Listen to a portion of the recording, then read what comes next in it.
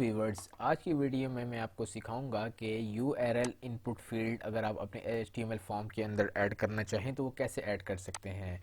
अक्सर ऐसे फॉर्म आपको सामने मिलेंगे जिसमें वो आपसे पूछते हैं आपको कोई URL ऐड करना चाहते हैं या नहीं, तो आप उसमें URL कैसे ऐड कर सकते हैं वो हम आज की इस वीडियो में आपको बताएंगे। ये देखिए, ये हमारा HTML का डॉक्यूमेंट है और ये बॉडी टैग के अंदर हमने सबसे पहले क्या करना होता है, फॉर्म क्रिएट करना है। फॉर्म के अंदर हमने सबसे पहले लेबल बनानी है, लिखना है।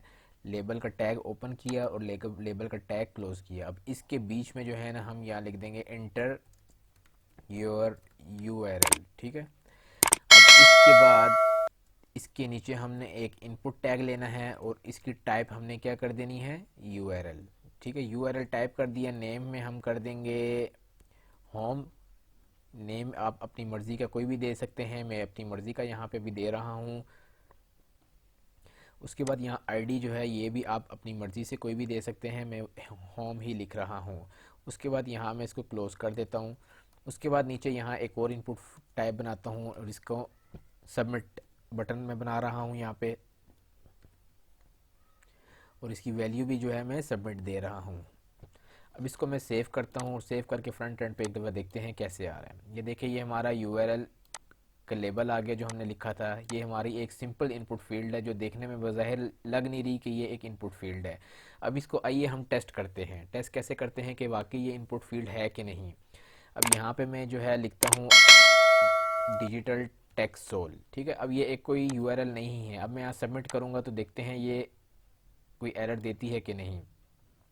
ये देख सकते हैं मैंने यहाँ पे सिंपल नेम लिखा है तो उसने क्या कहा है, प्लीज़ एंटर योर URL। इसका क्या मतलब है कि ये हमारी इनपुट फील्ड ठीक बनी हुई है। अगर यहाँ से मैं गूगल को कॉपी करता हूँ और यहाँ पे मैं अब ऐड करता हूँ गूगल का URL और अब इसको मैं सबमिट करूँगा तो ये आप देख सकते हैं पेज रिफ़्रेश हुआ है और ये URL में आपको एक कोड सा नज़र आ रहा होगा।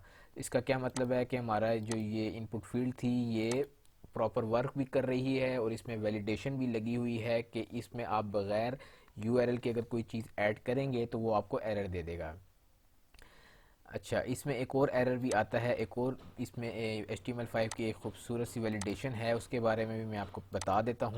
अब देखिए, ये फील्ड जो है वो एम्प्टी है। अब इसमें मैं सबमिट पे क्लिक करूँगा तो ये अब देखें अभी भी सबमिट हो रहा है। अगर आप ये URL में देखें, क्वेश्चन मार्क के बाद होम जो नेम रखा था मैंने इस फील्ड का वो और आगे इक्वल टू आ रहा है। तो हमने ये चीज़ नहीं करनी। हम चाहते हैं कि जब तक कोई फिल ना करे हम उसको सबमिट ना कर सके। तो यहाँ एक रिक्वायर्ड एक एट्रीब्यूट है फॉर्म के अंदर, हमने वो लगाया और अब हम इसको रिफ़्रेश करते हैं। ये आप देखिए, ये अभी मुझे यहाँ एरर आ जाएगा।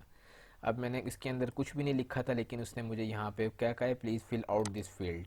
अब यहाँ पे अगर मैं कुछ और लिखूँगा और अभी भी देखें ये एरर आ रहा है। अब यहाँ मैं गूगल का डालूँगा, google.com लिखता हूँ और अब सबमिट करता हूँ तो अभी भी नहीं आ रहा क्योंकि हमने URL से कॉपी नहीं किया हुआ था। अब देखें ये ठीक हो जाएगा। ये देख सकते हैं अब ये ऊपर URL आ रहा है। तो इस तरीके से आप URL की फील्ड बना सकते हैं। उम्मीद करता हूँ आपको ये वीडियो पसंद आई होगी। अगर पसंद आई है तो हमारे चैनल को ज़रूर सब्सक्राइब करके जाएं। Thank you for watching.